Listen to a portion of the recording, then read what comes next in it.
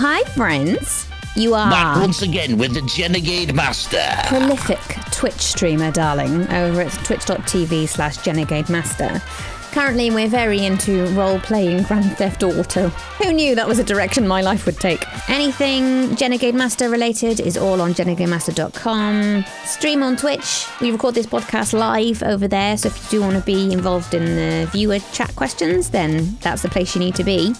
Lots of stuff going on YouTube. The video versions of No Straight Answers are now being uploaded to youtube.com/renegademaster. Essentially, I just wanted them to be like a little extra treat for people. So regardless of whether you can only listen to the audio or whether you want something a bit more visual, and there's something there to while away the existential pandemic ennui.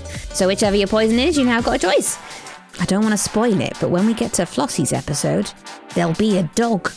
And here we are at episode 4 of No Straight Answers. In today's episode, we speak to Flosssie, who is an incredible artist and a wonderfully calm Twitch streamer, twitch.tv/Flosssie. Possibly the direct opposites to my chaotic stream. If you want a nice soothing stream, please go to Flossie's. In today's episode, we talk about dealing with ignorant people and being comfortable with yourself and body dysmorphia issues. Essentially, we've come to the conclusion that you shouldn't comment on our flesh sacks. In this podcast, Floss talks about creating some artwork for John Robbertson, or Robbotron, as he's known better on Twitch, for their charity stream.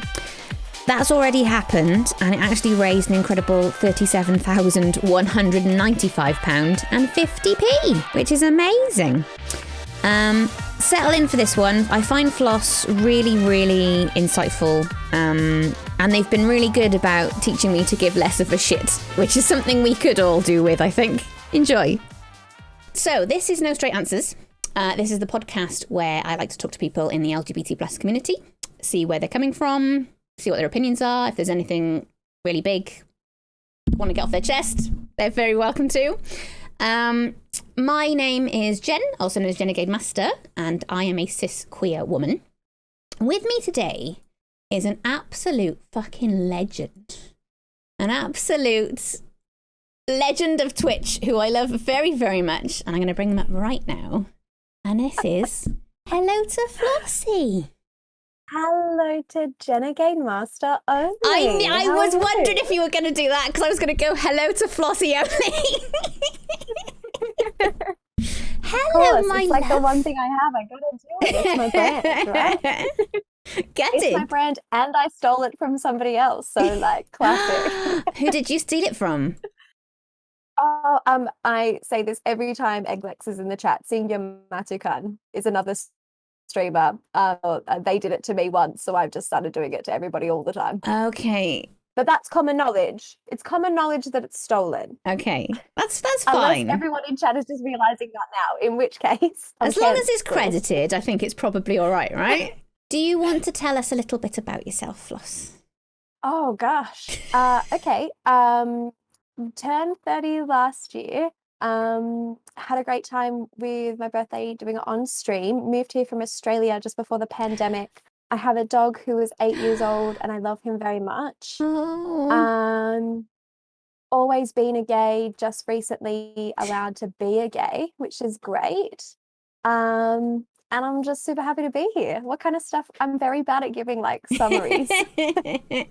Well, okay, let's kick off with that then. You say that you've only recently been allowed to be a full gay? Is that...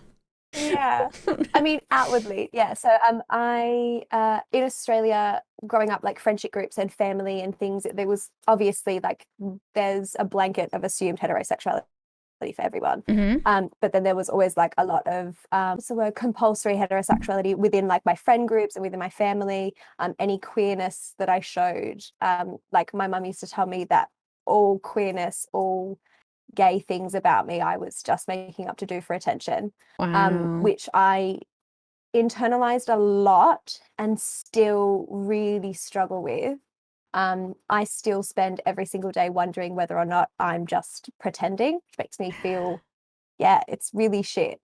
But yeah, within friendship groups, I think because a lot of the people that I were friends with were sort of either uneducated or not interested or scared or just bigoted. I first started like asking questions to friends because I guess that's where like your comfortable space is. And I remember having a conversation with someone who was self-proclaimed as my best friend at the time, where I said, I don't know whether I feel comfortable using she, her pronouns. And I think I'd like to use other pronouns. And her answer was, oh, no, you can't do that because you're not trans. Like, you're obviously a girl, so you have to use she, her pronouns. Wow. Which I know now is not true, but like, that's all I had. So I'm still sort of working my way through what I think is true and isn't true, and what I haven't asked yet because I don't think I'm allowed to ask those things. So yeah, I mean, I'm still kind of working it all out, but I think that the pandemic has been really good because it's meant that I can sort of I've never been part of the queer community before, and I've got to be part of the queer community in a really massive way because it's been online, and I can meet so many different gays from so many different places, and like the discourse is really friendly and open and like productive, and it's just been a fucking dream. It's been amazing. I gotta say, I identify with that recently gay. so hard. I mean, the stuff about pretending, because it's like, you know, I was straight for like 30 years, and similar situation really, in that my parents always said things that made you feel like it wasn't okay to be that way. And this thing about, am I really gay? Am I proper gay? You know, I've been with so many men. Yeah, how can am I I proper possibly be gay? gay? So it's like I'm still figuring that out. I think, yeah, and it's like a self. I don't know. I feel like it's a manifestation of my internalized homophobia as well, which is like really aggressive towards me and doesn't manifest itself elsewhere, which is great. But like, am I gay enough? Like, I'm definitely not gay enough to be in this space. I'm not gay enough to like try and do that label. I'm not gay enough to have this conversation with this person. Like, it's just this constant all over.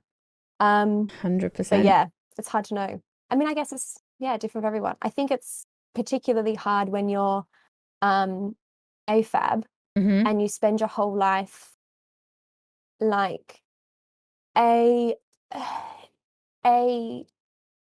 non-bland sexuality is if you were assigned female at birth. And so people do think that you're making it up because it's something that other people like consume. Yeah. And so it sort of feels like it's a way that you get attention because it's something that other people see as a commodity as opposed to like you are who you are. Have you ever come across, it's a Google doc called the Lesbian Master Doc? No. I will 100% send you a link after, and for everybody else, I will put that in the Discord. Basically, it really, really helped me. So when I started questioning and I wasn't sure what was happening, it's actually the first time I came across the term compulsory heterosexuality, because it's called Am I a Lesbian? And it's got this whole list of things in it, like, you know, you might have felt like this, you might have just gone out with men because they were nice, and you might have felt like you weren't gay enough because you didn't see you weren't a butch lesbian, and you weren't too femme and all of this stuff, so you didn't see anybody you identified with, etc., etc. And it talks about compulsory heterosexuality further down the list, and everything I read was hitting some sort of point with me. And I was like, oh, well, we're definitely not straight. I mean, this just confirms it. I don't know what we are, but we're not straight, that's for sure. Yeah. I think it's, I don't know, are there any resources like that for people who are pansexual or bisexual? Because I think that's another element as well. Like, it's hard to sort of, because that's another thing. I'm currently dating somebody who was historically straight. Right. And like outwardly, visually, others would perceive us as a straight couple. But like, what's actually happened is it turns out that the person I'm dating is gay because I'm not a cis female. Yeah. Like, my partner uses he, him pronouns for me most of the time. Like, I use all pronouns, but like it totally depends on the relationship I have with the person, with what I'm comfortable with. But that's not like, people don't realize that I have a superpower to make them gay. They just think that my sexuality is so flimsy that I might be straight if I'm in a relationship with somebody who is an outie as opposed to an innie. It's wild. It's fucking wild. That's incredible. I just feel like there should be more recognition for like gender fluid pansexual person and their ability to. I do feel like if there was a master doc for that, like especially pansexuality and bisexuality, I think it would help a lot. I mean, the master doc that's the lesbian one it is trans inclusive. So there is a section in there about whether some of the things you might be feeling are because you are trans rather than anything else. It's like, you know, you think that you're a woman, maybe you're a straight man, for example, instead. It's like it goes into that kind of level. So awesome. I think it's really special. I mean, it would be great if there was more bi and pan stuff, I think. I guess it's always great if there's more, but like you got to feel safe about putting it out there and writing it and knowing that it's going to go to the right people, because there's nothing worse than like pouring yourself out and trying to offer a resource for others and then having it like stolen and ruined. Yeah. You know, I think that's what makes it really hard for a lot of people to be comfortable being out and like offering knowledge, you know? Yeah. I mean, it feels a lot like, because I came out so late, it feels a lot like the people that went before me did so much stuff to make me okay with it. Oh, yeah. I've got fuck all to do. Like, I've got a sweet, smooth ride. So let's talk about labels then. So it's something I have really agonized over, and it was quite helpful talking to Rebel, who was also saying that they weren't entirely sure what the label was and maybe that was okay. Like, from my perspective, I think if you have a label, it can be helpful to find other resources and things like that and find your people almost. But do you think it's necessary to have one? I don't think it's necessary, but I do think it is important to know that whatever label you choose to use isn't permanent if you don't want it to be permanent. I think that one thing that I've only recently learned, and obviously like there's no hard and fast rules, there's no rules at all, and there's like other people will have different perspectives and expectations for the community and what brings you in the community and what you can do with the community and whatever makes them feel safe, but like any like things are transient, and the entire point of being gay is being like able to like, because that's something that you have to work out. It's not something that you're allowed to like learn. It's something that you have to work out for yourself. I think that everyone should always expect that whatever information you're getting from a gay person is factual for when you speak to them, but not something that you can like bring up if it changes. For instance, I also only very recently started like living as a gay person, and like all the things that I'm feeling and all the things that I'm expressing now like are very much 100% what's in my heart, but I also am only just finding out about things. So it could be that I, you know, gain some knowledge 6 months down the track and realize that, you know, the labels that I have given myself that I felt comfortable with aren't actually correct, and so it changes. I don't think it's necessary to have a label. Nobody should require for you to justify yourself in any way by giving a label. Like, a label is something that you can use as a resource to help other people understand you. It's sort of like a shorthand. And if there's no shorthand that works for you, then like it's totally up to you whether or not you use the energy to explain yourself to people that you don't care about, or if you just expect others to step up to the plate and be like you can't, you know, you just need to. I think that it should be more of an expectation, not on somebody to choose a label, but for the people around them to recognize that they don't fucking like have any right to need that information from another person. Do you find that? So my answer is yes and no. Do you find that people are quite guilty of assuming things, like assuming your sexuality, assuming your sexuality, assuming your gender, all that kind of stuff? Like, how do you deal with it? Oh, anyone who's going to assume my gender, anyone who's going to assume my sexuality is just so boring and I don't care. Like anybody who I've met, honestly, it just makes me like, it's so boring. Like if I meet somebody who comes up to me and like, oh my God, you're such a beautiful girl. It's so nice to meet you. What are you and your husband doing? Like, that's just a projected voice. That's what the annoying voice in my head is. I So know I'm very them. sorry. But my response isn't like, oh, you've triggered me. My response is like, oh, you're so sad. That's such a boring way to live. Like I don't care. It's just boring. I love that. Like if it's somebody that I care about and so for instance, obviously it's difficult when you're meeting people online and like you're, especially through a pandemic, because all of my friends I've met through Twitch, it's that weird sort of, your friendship moves at light speed and at a snail's pace at the same time. So you really, really get to know a lot of elements of people very, very quickly, but you're missing a lot of information to branch things together. So like I have like such incredible love for so many people that I've met online. Like I will fight to the death for so many people that I've met in the past year and I adore everything about them. But there's so many like blank spaces in our books that we know about each other. So if it's that kind of situation and somebody makes an assumption, like for instance, being gender fluid and using all different pronouns, if somebody who I love very much uses she, her pronouns exclusively for me and I want to sort of like let them in on their, hey, that pronoun's totally fine, but I actually feel like it's a little bit more, you know, loving if you use these pronouns in this situation. That's how those pronouns make me feel in that situation, blah, blah, blah. Like if I want to put that effort in, it's because I want to feel closer to that person. Yeah.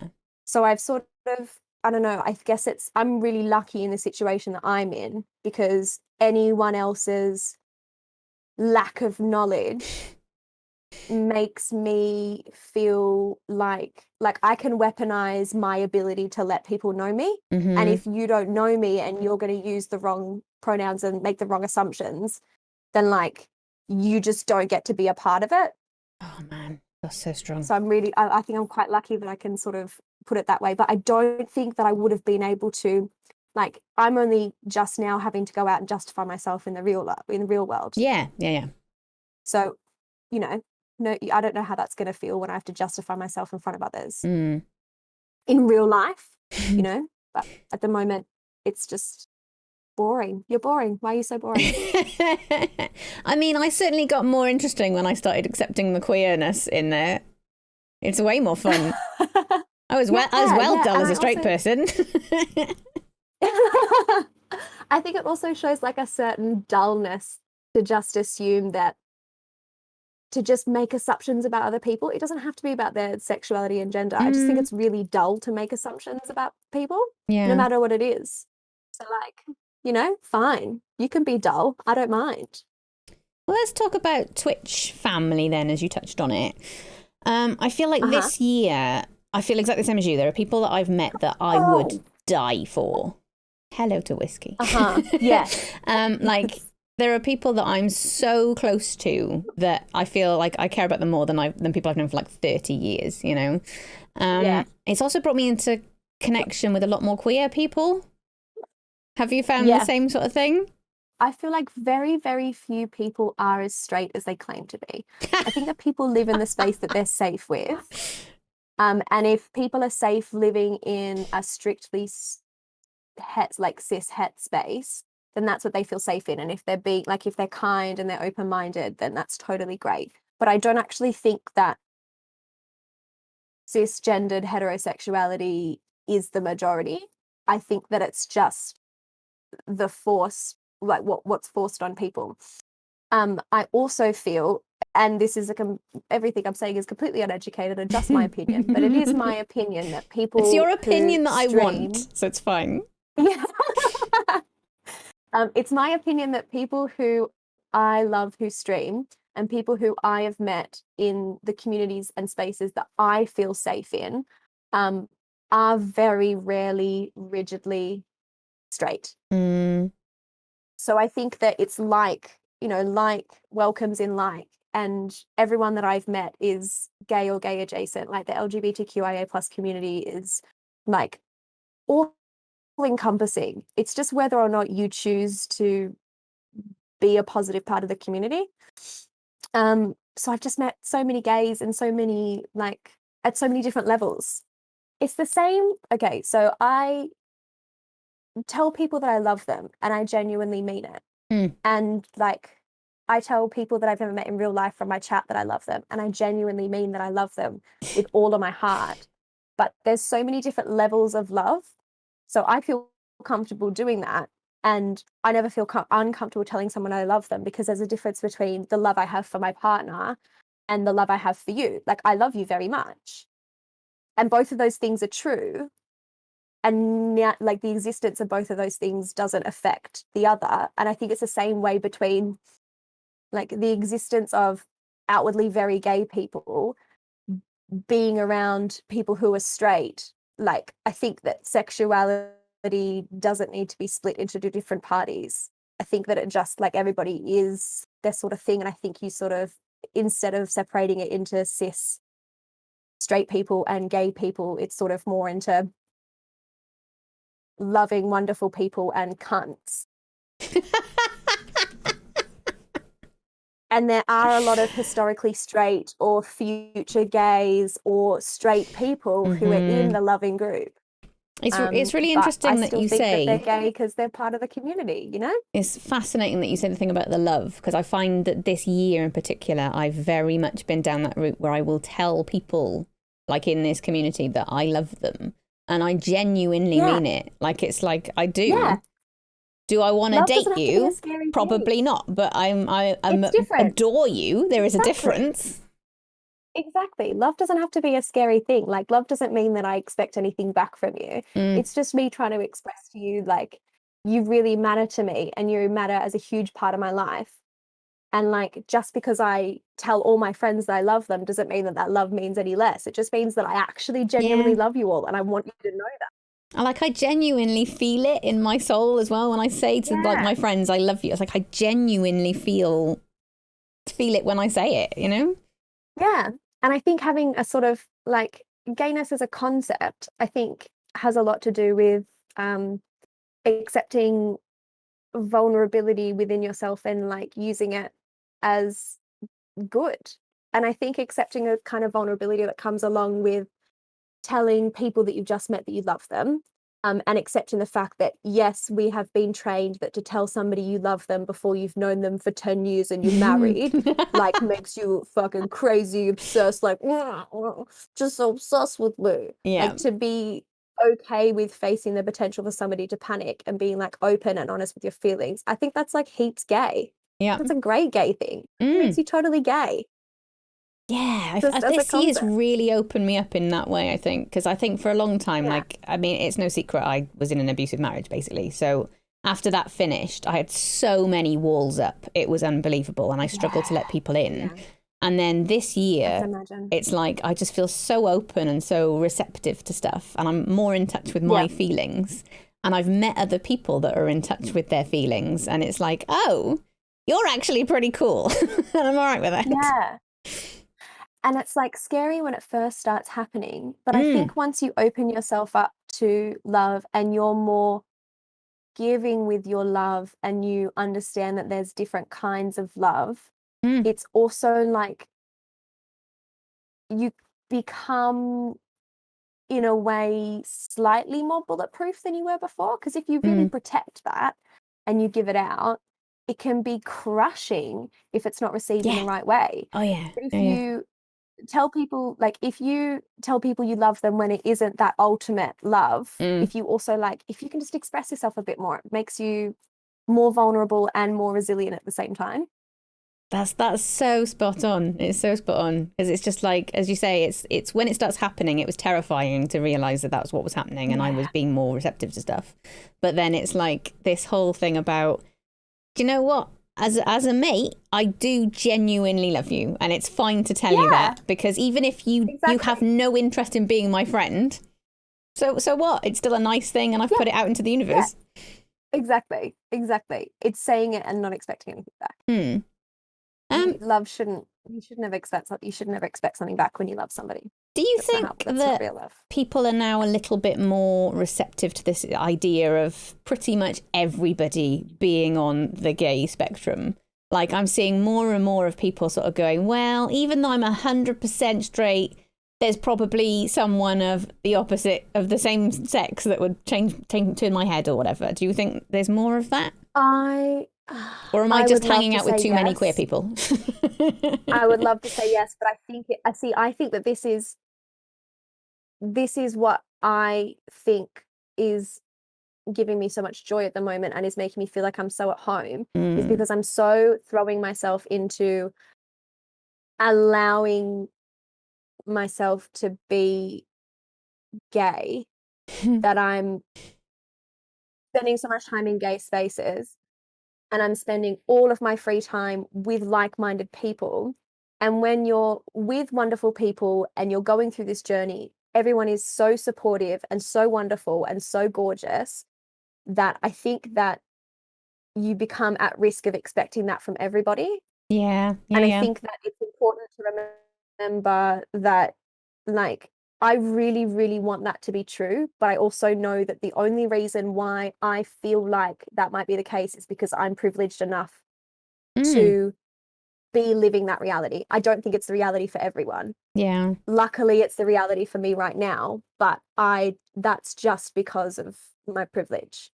Yeah. Like, it's still really dangerous to be gay. It's still really dangerous to be trans. Like, it's still really dangerous to be outside of the cishet circle in so many places. But that doesn't mean that, like, I guess a way to look at that isn't so heartbreaking is that, oh, okay, well, that's fine. It just means that any space that I'm in and any space that my people are in is a safe space. Yeah. And we do everything we can to include all of the LGBTQIA rainbow, including our disabled friends, including our like questioning friends, including our, anyone who is an outsider is part of the LGBTQIA community, in my opinion. And I think that the fact that we can sort of live in that reality, because I agree with you, I've experienced the same thing. Everybody that I know and everybody who I spend my time with, like my partner, when we started dating, like he said to me without prompting that, like, oh, turns out I'm not straight, which was such a gorgeous thing. And it made me so fucking happy. But I don't think everyone's as lucky for that. Yeah. And it's also, in terms of your partner, it's kind of their thing as well, isn't it? It's not for anybody else to decide what that label is. It's for them to come to that realization and say, oh, well, actually, I didn't have complete data beforehand and now I know stuff. Exactly. It's complete data. It's complete data. And that's exactly the same reason why, like, labels can change.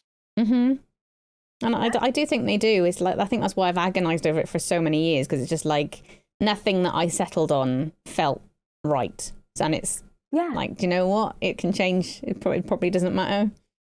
Yeah, it can change. Super doesn't matter. Like, just put your mouth on whoever wants you to put their mouth on them. Like, just like consensually kiss whoever you want to kiss. Time. That's all that matters, right?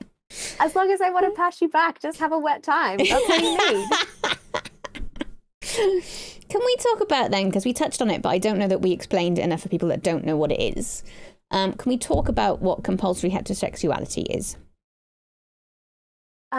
In my experience and my understanding of compulsive heterosexuality, it is basically the name for the fact that I was born as an innie, and so was told that I was a female, raised as a female, done female things, been given female opportunities. And as a female, I definitely date people who are outies, and those people are labeled males. And so anytime I'm out with friends and I have a conversation with somebody who presents as a male, that then means that we will start dating because I am a female, they are a male, and we are both straight people who aren't in relationships, and it just is how it is. And it's like just the assumption of it's like that question whenever you go to the family dinner and like your grandparents are like, oh, have you got a boyfriend yet? It's that question. It's the Yeah. like, for me, compulsory heterosexuality is the knowledge that in my family's eyes, I'm not whole unless I am married to a man. Mm-hmm. Compulsory heterosexuality is the reason why my mother calls me and says that if there's nuclear war, I have to move home. But my two other sisters don't have to do it because they have husbands, and therefore nuclear bombs won't be a problem for them. Wow. Okay. Like compulsive heterosexuality is I think it's the reason why so many people in our 30s start realizing, oh, wait, I am gay. And I've been thinking that I'm gay for a long time, but other people are telling me that I'm not, because compulsive heterosexuality tells them that I can't be. Yeah. I can't be gay. I have to be straight. And I think it's a reason why people feel repressed. It's the reason why, it's the reason why it's so difficult for trans people to have access to healthcare and to feel safe, is because everybody who makes the rules and assigns the budgets and like has access to offering that care are also living a compulsive heterosexuality lifestyle, and they're not allowed to explore themselves. And so they grow this fear of what is outside of heterosexuality and manifest that fear in trying to attack people who don't exist within that compulsory space that they've been put in. And in my opinion, I know, and I think from my perspective as well, it's this whole societal thing, which is like, I look a certain way, therefore straight woman, easy. It touches on something I wanted to address as well, which was about catalysts. So they have the thing called a catalyst, which is where you sort of come across somebody that makes you go, oh shit, hold on, not a straight person.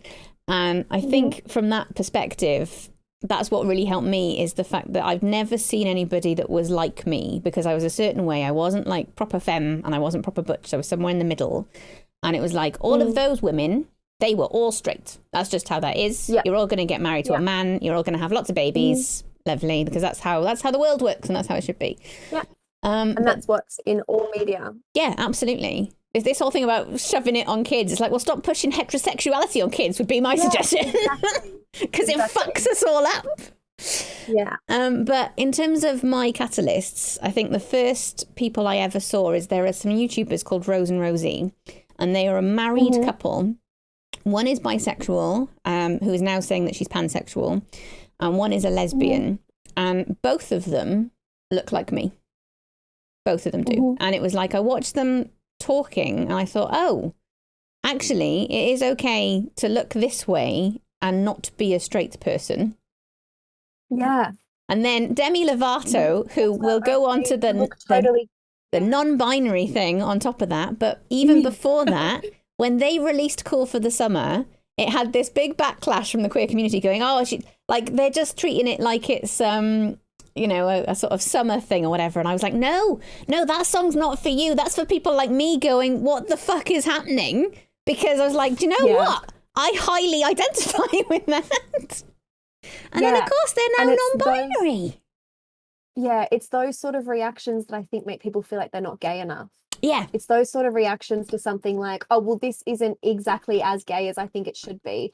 Sorry, this isn't like encompassing a stereotype that I want it to, or I'm interpreting this with my, film of trauma that I've had to deal with, and it makes me feel this way, and therefore it's not gay enough. Yep. Like, And I think there's an aspect of not gay enough where it was like, for example, when I came out to my parents, it was just like stunned silence pretty much, because it was like, it's probably just a phase. What's this? Yeah. You don't look like a gay person, so... And I mean, you've never dated ladies, therefore, clearly. Yeah. I don't even know if I've actually come up to my parents. I told my parents that I was dating a woman, and my mother was like, you're just doing it for attention. Wow, and like, I've just stopped telling her anything about my life. Just stopped telling her anything. And so then I briefly, when I moved over here, was dating somebody who was non-binary.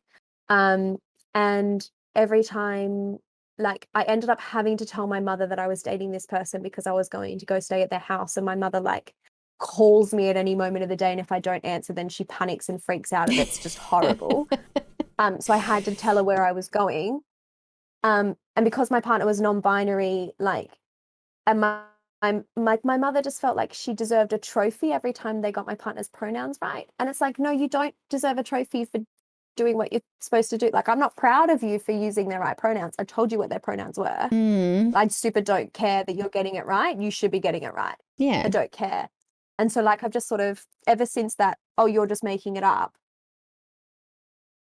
I think I've always had a really complicated, so I think that my mum deep down knows that I'm gay. Yeah. And I don't think she likes it.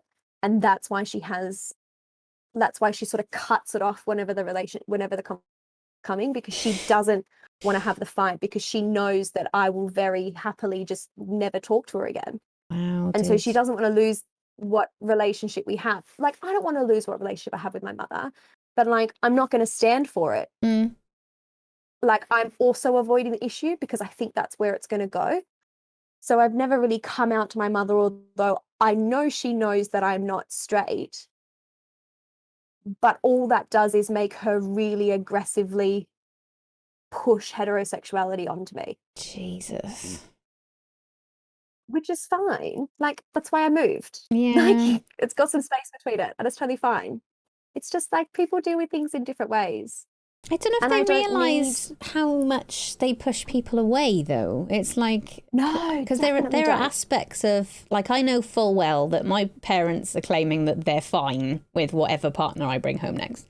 But I know full well that if it's a woman, there's going to be this, like, oh, we thought you were joking aspect to it, I think. And it makes me really cautious about what's going to happen next, because it's like, I've got a decent relationship with them, but equally, I also have to make my own bloody choices. Right. See, it doesn't make me cautious. It just means that they don't get the privilege to know anymore. That's where I sort of went with it. I'm not saying that's, like, not the healthy way to go about it. I'm not recommending that anybody does that. That is not healthy. It's just like, it just meant that, oh, well, you just don't get to know. And when you find out, you'll have always known anyway. And, like, if you're not going to be positive in my life, then you're not going to be part of the important parts of my life. It ties in with something that's Rebel easier said. to do when you have. Yeah. I think it's something that ties in with what Rebel said, in that, you know, essentially it's a privilege for people to be in your life, essentially. And exactly, if they can't be bothered to treat you as you are, then fuck them, I guess. I think that's a great thing to remember for both sides of it. It's a privilege for other people to be in your life, and it's like a privilege to really know a person. And that goes both ways. It means that, like, I should be able to expect respect from everybody who comes across my way, which means I also owe it to everybody. It's important to see, like, both sides of it. And I think that it's so easy to say that, though. Yeah. It's so easy to say that. And it's so easy for me to, like, I think I implement it where it counts. But the smaller battles that I don't fight, like, for instance, the people who are in my chat and make me feel like shit, and I don't just ban them because they haven't done something that I think is bad enough, or, like, that the mods don't think is bad enough. You're like, oh, can I? Because that wasn't really that bad. Like, it's those situations that make it difficult to implement. And I think that's when people feel the most unsafe as well. Rebel's response to that was, want to cross these boundaries, in that case, bye, bitch. Yeah, no, I know. I really need to get better at that. And it's like, it's so easy to, like, say those things and to know that they're true, and to say it to each other and, like, agree with each other that it's true. So hard to implement it in every way, you know? Oh, 100%. It's hard There to do have been it for people yourself, that it's really easy to do it for other people. There's been people I've dithered over banning before, because it was like, you haven't entirely crossed a boundary, but you're getting close. And it's been like people I've then gone on to ban and I've agonized over it. And you just feel like, well, no, because if there's something about what their behavior made you feel uncomfortable, so you just don't need that in your life. Yeah.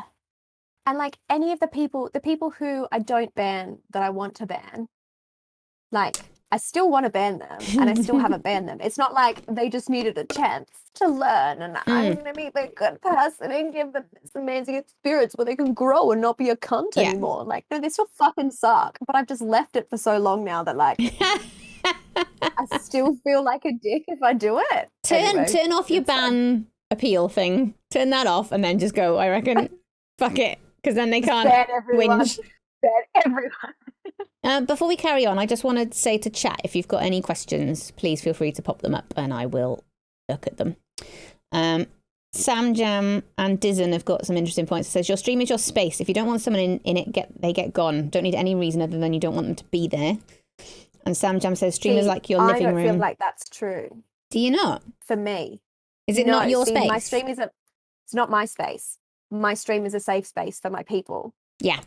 Stream isn't my space. I don't own it. Like, I don't make it alone.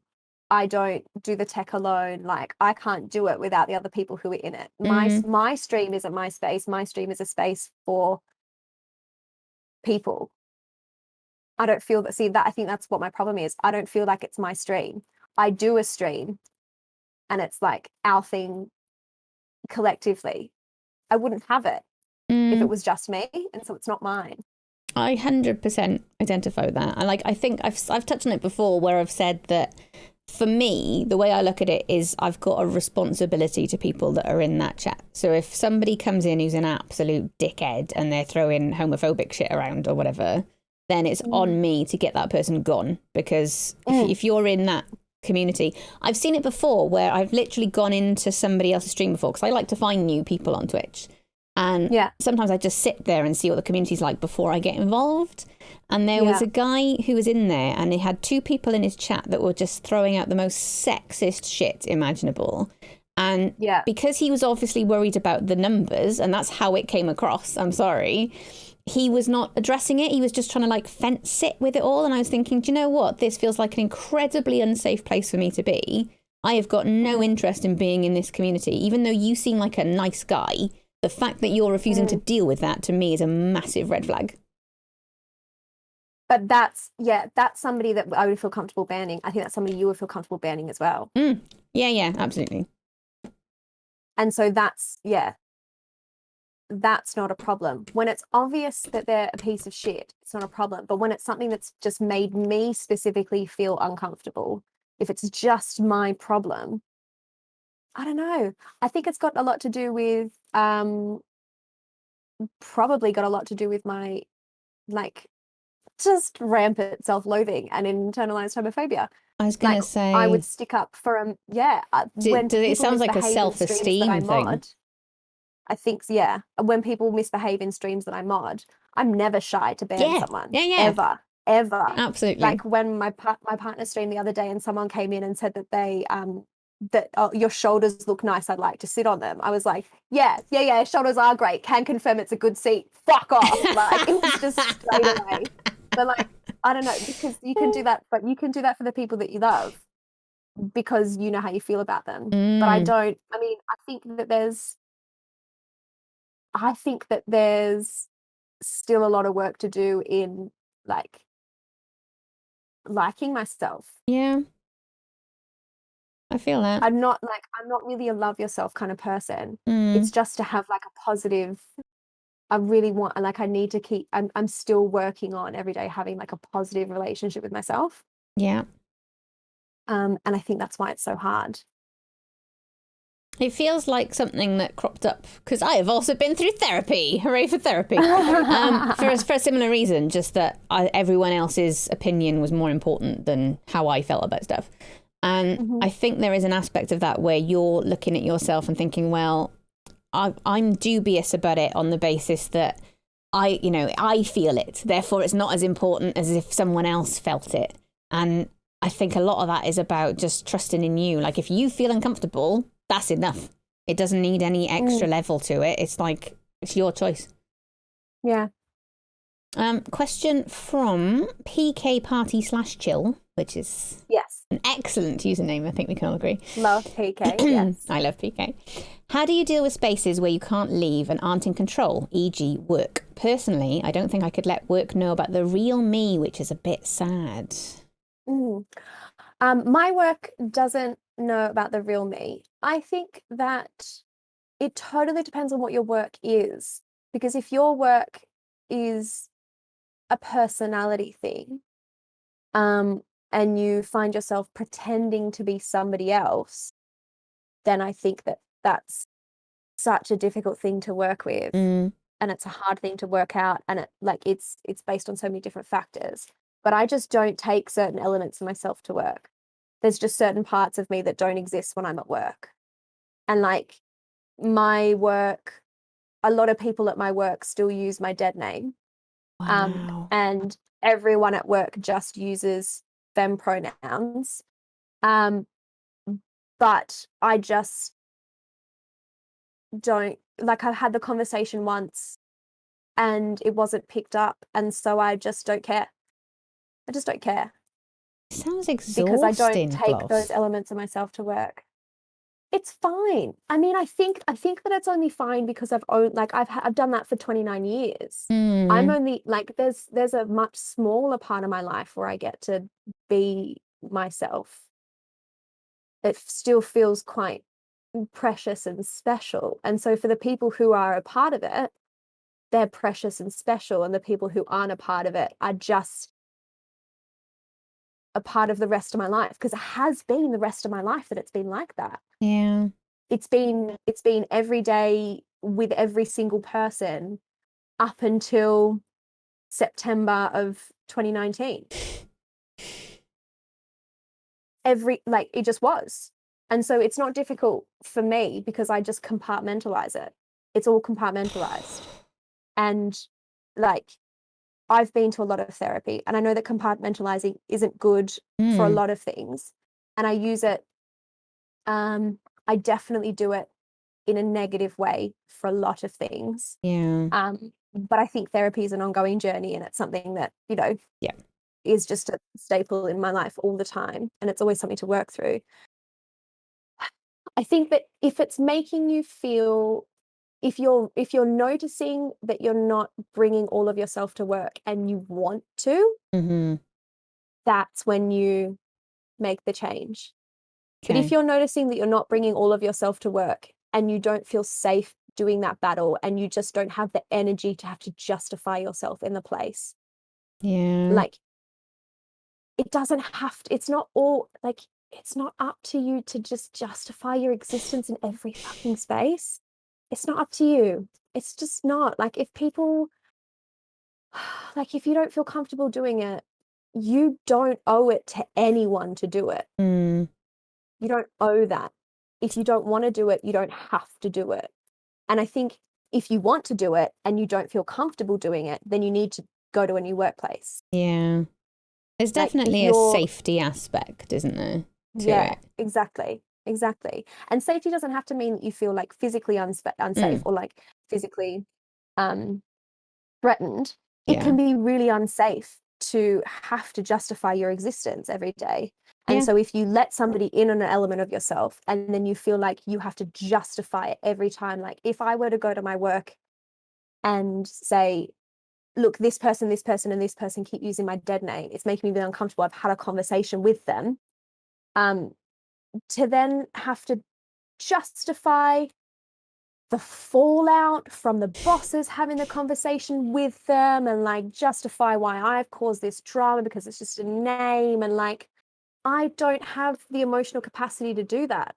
Like that's going to hurt me so much more, and that's going to be really, really, really triggering, and that's going to set me so far back because I already worry that I have to justify everything and I Yeah. have to justify my gayness. I don't want to have to do that in another space. And so I just don't. And like, I'm allowed to not do that if I don't want to. I mean, it's And really it doesn't mean interesting. that It's really interesting that you it say doesn't, that. I think that it's sort of like, I mean, yeah, I do really understand where Agent PK is coming from as well, because you shouldn't ever, like, I don't want that to be like a role model for other people. Like, oh, you shouldn't bring that element of yourself to work. Yeah. But the problem is that you're not in control of all the aspects. And like one person cannot defeat the bigotry of everyone else. Yeah. It doesn't have to be down to you. I think, like, from my perspective, like, I think it's really interesting for you to phrase it in that way, because from my perspective, when I first started questioning, I was in a place where people had known me for like a decade, and it started to become really exhausting to have this whole like super secret thing hanging over me, to come into work and still pretend to be like, oh, la la la, still a straight person, still a cis het, and it just became like this huge weight. So when I started telling people that, do you know what I thought previously isn't necessarily true, I don't know what that means for me yet, I can't give you a label, maybe I was trying to explain myself to people in the way that you shouldn't, but equally the fact that people knew that was an aspect, it suddenly felt like I'm not hiding anything anymore, and I feel way more relaxed about it. Absolutely. And I think there's also a difference between, like, I don't feel like I hide anything. I just don't bother with the battles. So like, people at work use my real name. And so it's not that these other people don't know. It's not that I'm like hiding an element of myself to these other people that don't have the same courtesy. It's just that they are constantly making a choice not to be a good person. And I'm not going to fight that fucking battle. Like, it's not up to me. That's not my problem. That's a you problem. I feel like it would be really, really, like, when I was at my, one of my last jobs in Australia before I left, is just the absolute worst workplace in the world. And there was like, absolutely, you were not allowed to be gay. Like, I used to get diet sent to me because I was like, you're not allowed to be fat. Like, if you were a size 6 straight white woman, your experience in that company was absolute hell. Wow. And dude. like, that was such a horrible, draining place to be. It was disgusting. But the only way to deal with that was to leave, because it's not my job to change the ethos and practice of an entire company. It's not my job. And so I left. I left after 8 years. Like, I don't deserve any like trophies or awards or anything. It took me 8 years and I was fucking miserable. And like, it took me to the edge. Like, like, I only left because it was either that or just not waking up anymore. Like, I don't deserve any trophies for that, but like, it's not up to you to change. It's not up to you to change other people. It's this old argument, isn't it, about like, if you're the only queer person that somebody knows, it's like they will come to you with every question, and ultimately it's not your job to teach them everything about the queer community, because there'll be stuff you don't know either. It's like, it's on them to go and do their own bloody research. Exactly. It's the same thing for the Black community. It's the same thing for all minorities. If you have somebody who, like, if you want to ask somebody questions, the first question you need to ask is, hey, can I please like ask for some of your time? Can I ask to use up some of your time? Can I ask you some questions about personal things? Can I get some free advice from you? And if the answer is no, your response still needs to be, hey, thanks so much for that. I really appreciate it. And you just go somewhere else, or you go on the internet. Like, I'm really, really, really happy to answer questions from my point of view for friends. Very rarely is it a positive situation where I have a fucking stranger come up to me and be like, oh, what are you, gay or something? And I'll be like, yep. And I fucked your mum. Like, it's never going to work out well. But yeah, it can be really exhausting, especially when, again, you feel like you have to justify yourself in those questions. Like, if those questions make you feel like you have to prove something. Yeah. It feels like they're testing how queer you are. Are you queer enough? And it's like, look, I do enough of that internally. Thank you very much. I don't need help from you. Do you also worry though? Like, because I do that all the time, and I do it always internally. And then another reason why I feel so weird banning people is like, when I feel triggered, so much of it is because like I already do the horrible thing to myself that this person is trying to do to me. Like, I already question myself at every angle. I already question my validity and my value. And so when somebody asks me a question, if I can frame it in a, hey, this person doesn't think you're valid, this person doesn't think you're gay, I automatically do that because I already feel that way about myself all of the time. And so whenever I do feel triggered by somebody, or like whenever someone's questions are like really abrupt and they hurt me, like I just really need to stop for a second and be like, okay, is this what this person is saying? Is this what I'm interpreting that message as? And that's so hard to do sometimes. Are you putting that extra It's filter so hard on to do sometimes. of, you know, this is what I would say to myself, therefore, is that why I'm hearing Do that? they want me to justify? Yeah. Did they Or want me did to they justify not? my gayness? Or do I want me to justify my gayness? Because I'm still proving it to me. Like I can eat all kinds of people's bits. Like I can eat bits to the day I die. They're all And excellent. I still don't know if I'm going to prove to myself that I'm that gay. Yeah, you know, like I still don't know if I'm going to be able to prove to myself that like the way I feel is valid. God, it's so hard. I feel like, again, though, this comes back to that compulsory heterosexuality thing, because you're trying to prove to yourself that you're not hetero like everybody thinks that you are. Exactly. So do you think, in terms of allies, is there a role for them in all of this, just to take a little bit of the edge off? Is there stuff that allies can do? I think that to be an ally to any community that you're not a part of, is, I think that there are certain elements and certain actions that you can take to be more of an ally to any community. I don't think it's up to any of us to say personally what we think an ally is, because it, like, in, you know, the same way that people express their love differently for others, in the same way that people have different languages for the way that they express their love for their partners, other people see allyship in different ways as well. But I think that to be an ally, you need to be, in my personal opinion, shut up and let people talk if it's not your conversation. And that's really important to remember when you're trying to be an ally to the Black community. And it's really important to remember when you're trying to be an ally to the trans community and the disabled community. Like, it's not your space. If it's not your community, it's your space to listen. And if your talking is to then amplify the voice of somebody who is a part of that community, if you're yelling for that person because they can't yell, then that's allyship. But it's not your message that you need to be talking about. It's what that community is trying to say. It's like, it's important to try and like use your voice and use like your platform and your reach to not give your vision of it. It's, as an ally, you are giving that vision and you're promoting out, you know, trying to help there. And but like beyond that, I think that it's really important to, like, if you don't understand something and somebody comes to you and says, oh, hey, I don't know if you knew, but I'm blah, blah, blah. If you don't know what it is, you'd be like, oh, cool. Let me work out. That's great. That's awesome.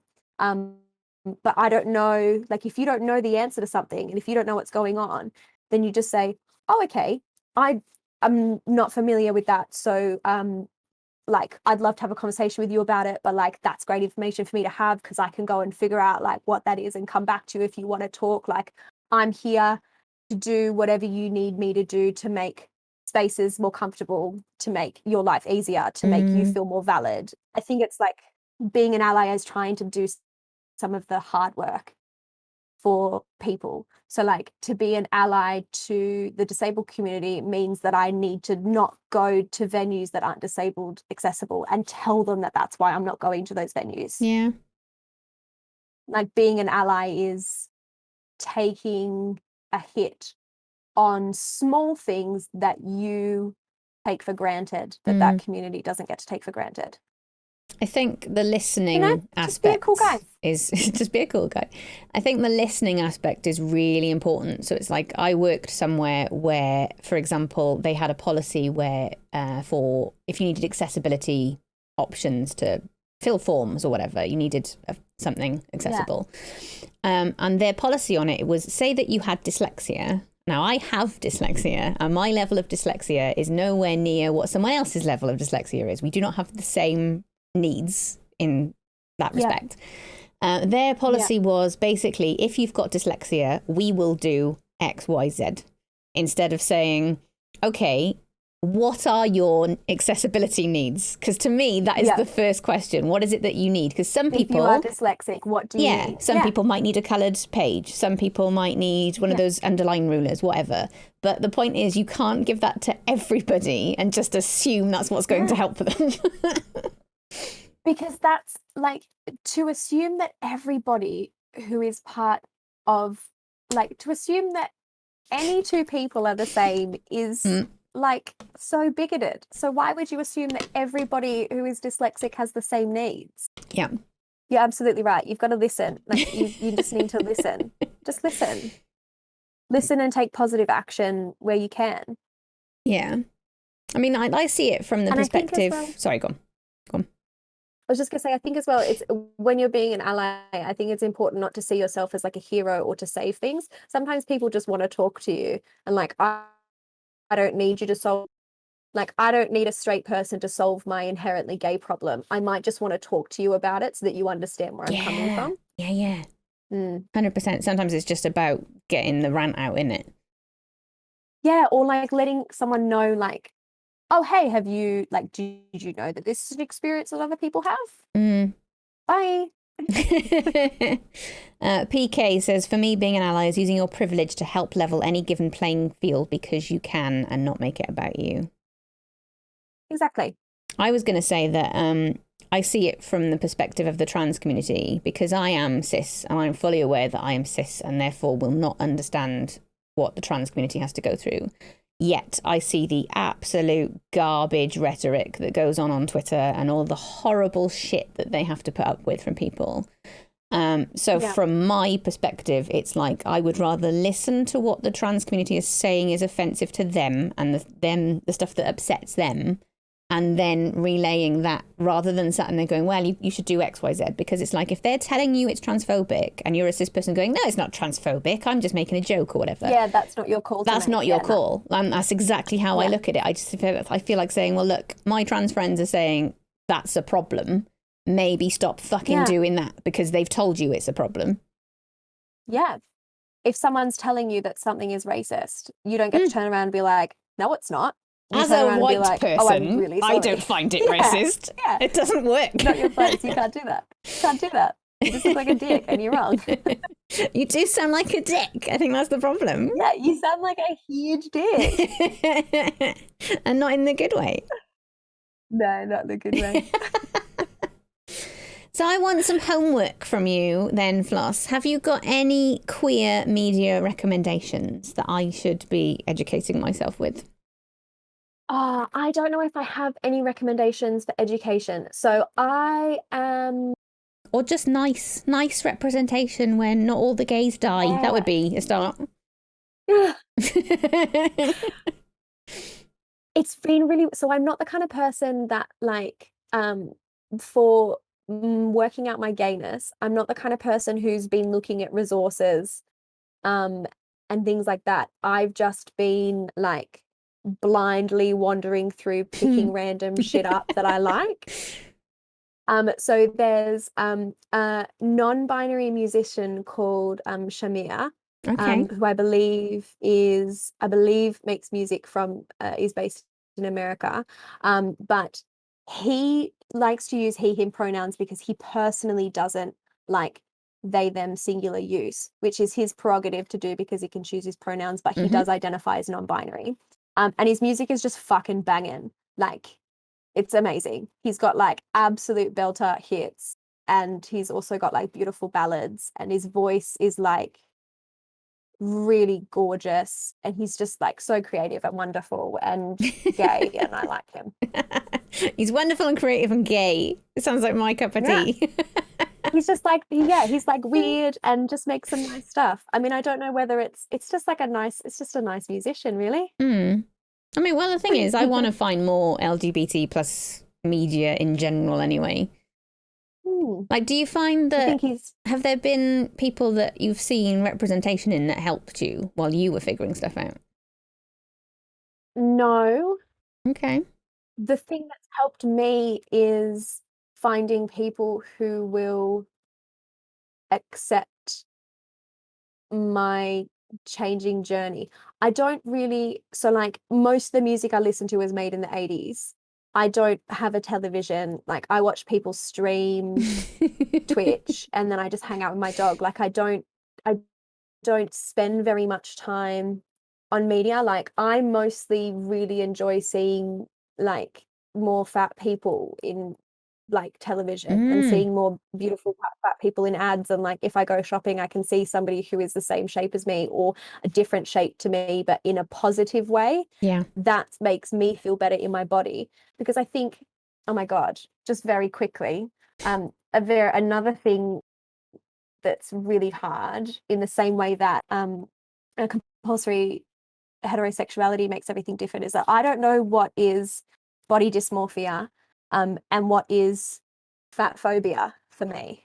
So like I don't know whether I feel uncomfortable in my body because I don't like how feminine it is sometimes, or if I'm uncomfortable in my body because people keep telling me that I'm not small enough. Wow. So that helps. But I don't really have any media or anything that's helped me with my journey into finding my gayness, because I don't think that I'm just I don't think that I'm the kind of personality that responds well to that kind of learning. I'm sort of more of a hands-on experience kind of learning. So I've taken more solace in the fact that I've met beautiful people who like hold my hand and give me a hug and be like, yeah, fucking do it, you dumb bitch. Like it's great. I love it. Yeah, like That's what I've taken solace it's funny you went down the sort of fat phobia route, in that like I literally yesterday I saw this thing on Instagram that was like expectation reality type stuff, and it was all about showing the Photoshop model, and almost all of these women who were tiny, like really really thin, all of them had that little like pot belly thing happening. Like I think that's more normal than my brain thinks it is, because like I look at myself and go, oh god, I just it's like the rest of me I'm happy with, but that not so much. And then you look at these pictures of women who have been photoshopped and you feel like, oh, maybe they all look the same. Like it's not a real woman that you're showing me at all. Yeah. The thing that everyone expects me to have isn't actually attainable, you know? But because I have, in many situations, I have negative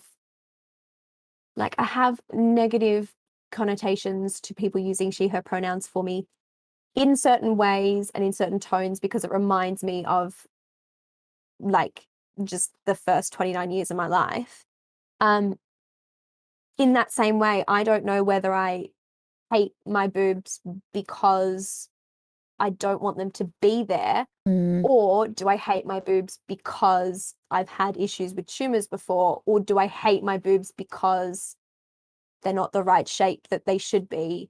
Like it's so difficult, and I really shouldn't use that language. I shouldn't say hate. And like this is the thing, I catch myself doing these things and realize, oh my gosh, someone is listening to me saying this, and I don't want to be saying this to somebody else. So why am I saying it to me?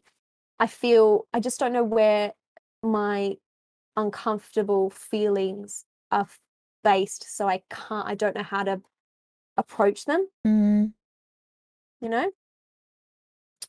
Is that something that you think you can work through? Is that just a time thing?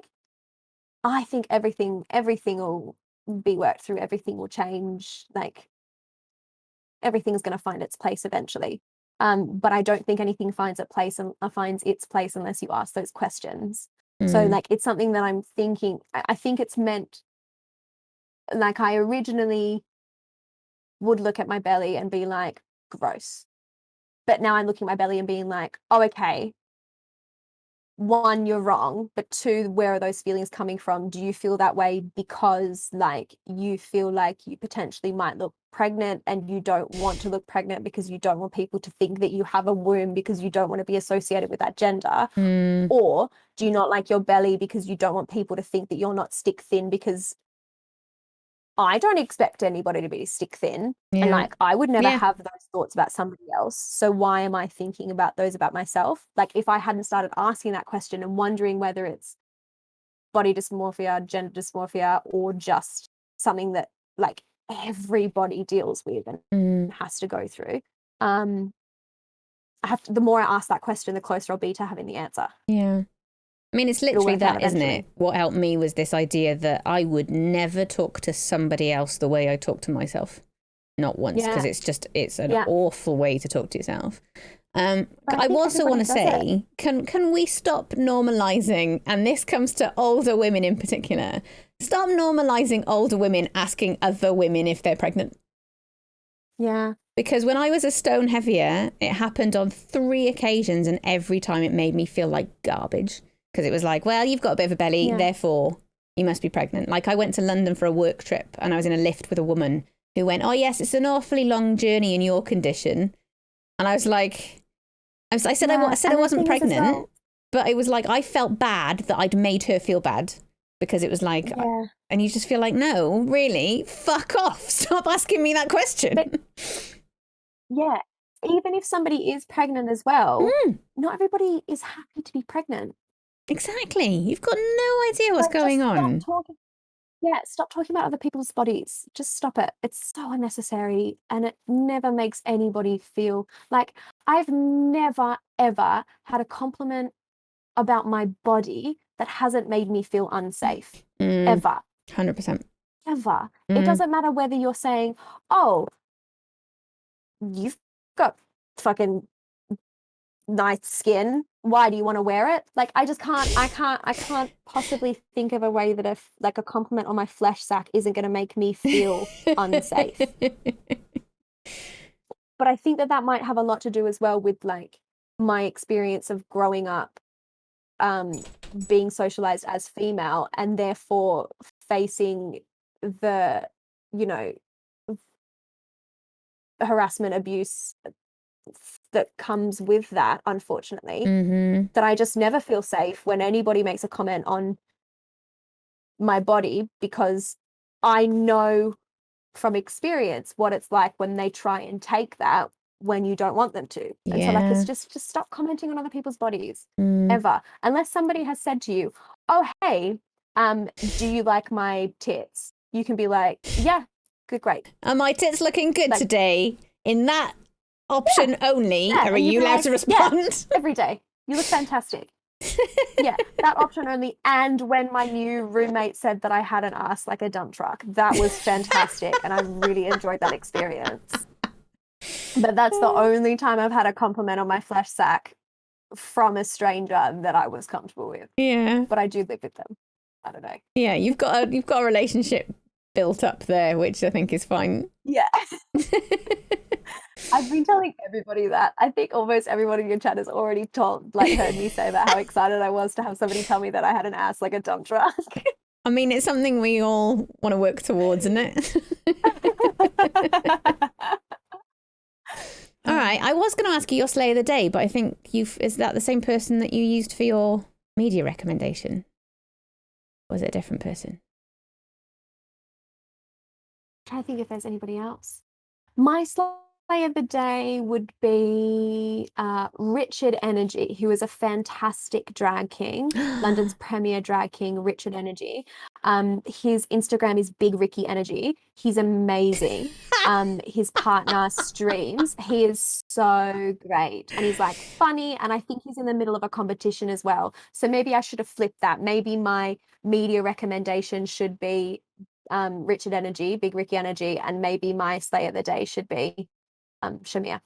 Okay, I love Big Richie Energy. That's superb. I love it. Big Ricky, yeah, it's really good. So where can people find you, Flossy? You can find me on Twitch, Flossy with 3 S's, twitch.tv/Flossy with 3 S's. On Instagram, Flossie's Custom Warehouse. There's Flossie's Custom Warehouse, the website for merch and shit. Whiskey has an Instagram. It's Whiskey Von Crumb. Oh my God. If you like the little noodle boy. I did not know Whiskey had an Insta. I will be getting straight on that after this. Yeah, very good. Otherwise, yeah, I mean, you can generally find me in other people's chats, really. Throwing people out as a mod. Yeah, just being a horrible nuisance. Yeah, why not? I've got people I say are my favourite trolls. It's fine. Is there anything else you want to promote, Floss? Yes, I would like to promote our friend Robbotron's 50-hour stream, which is happening next weekend, which is using to raise money for all kinds of different fantastic causes. So please go and have a look at Robbotron's Twitter. And he's got all details on there. He's updating his schedule there. It's next weekend. It's a 50-hour stream, and it's very, Wow. very important that you go and have a look and get involved if you can. And if you can't get involved monetarily, then get involved with the vibe. And for anybody who makes a £20 donation, if you tweet me your receipt, I will draw you a bad portrait and post it to you within the mainland UK. So it's a way you can get a cheap commission from me as well. Yeah, and I've seen your art. It's incredible. Thank you. Well, thank you so much for talking to me today, Floss. It was so enlightening, to be honest, and I will catch up with you very, very soon. Thank you. Lovely. Thank you, Jen. Bye. There we have it. That was our Flossie. Just a wonderful, open, loving human being, and it's a pleasure to talk to them. They didn't mention this during the podcast because at the time it wasn't a thing, but quite excitingly, both Floss and Richard Energy, who they mention in the podcast, now have a podcast. I know, right? So they're recording theirs over on twitch.tv/strangestrangerspod, all one word. And that's about two strangers talking about all the good things that come with finding themselves in their 30s. And it is an absolute delight. We will be back next week with somebody else who I am absolutely sure you're going to fall in love with. No spoilers. No spoiled answers. I do still do comedy, I promise. See you next week, my friends. Until then, stay not straight. Bye.